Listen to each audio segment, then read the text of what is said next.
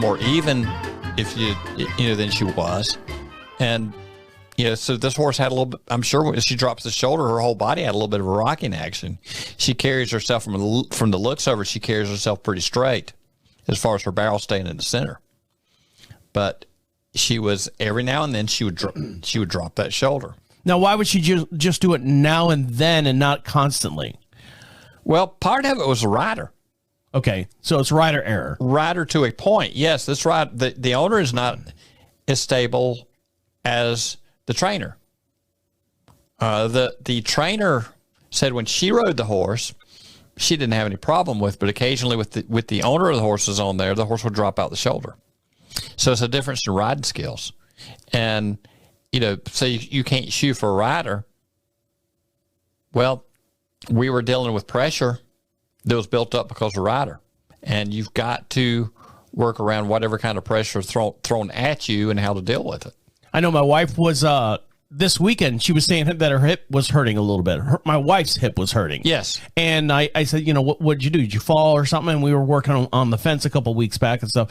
And she's like, no, I'm learning to move my leg different to ask Diego to do something else. I need to ask him to do something, and it's my fault that I'm not doing it. I'm not positioning myself on the horse. So when you talk about the trainer on that horse had to drop shoulder, and it would drop every now and then because of the rider that was on it, the rider has to take some responsibility for that. And that's where I was getting at. My wife asking the horse to do something more, she had to adjust her body, and doing that caused a little pain in her hip and stuff that, a muscle that she hasn't used in a while. Right. Rider stretching out is a big deal. Yes. And I have learned in my old age that I need to stretch out on a very regular basis.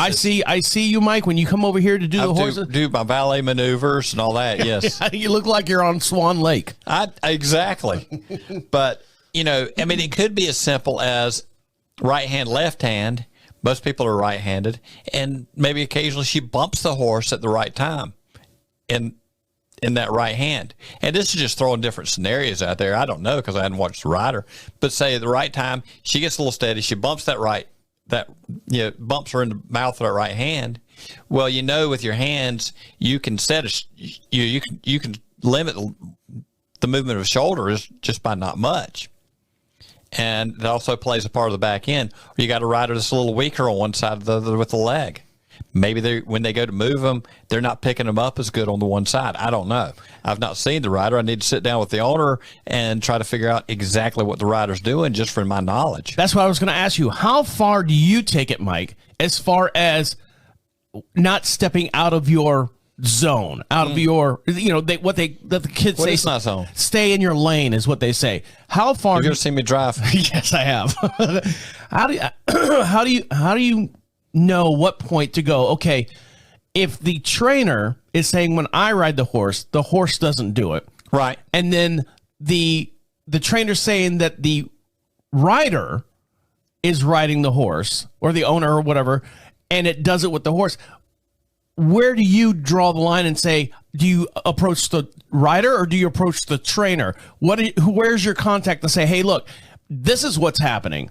If it's not you, it's this person, or whatever. How do you use your judgment as far as how far to come out of your lane? I am stumbling all over the place. I can tell. Yes, I will. Because, Mike, you don't hold things back, and I know you don't. So no. you'll run. I don't want to say run your mouth, but you'll tell someone, whoever's standing, if they're within earshot from you, and if they have anything to do with that horse, you'll say something to anyone that's around you. Right. If I will talk to, and I say that in a good way, by the way. I will talk to the trainer. Yes.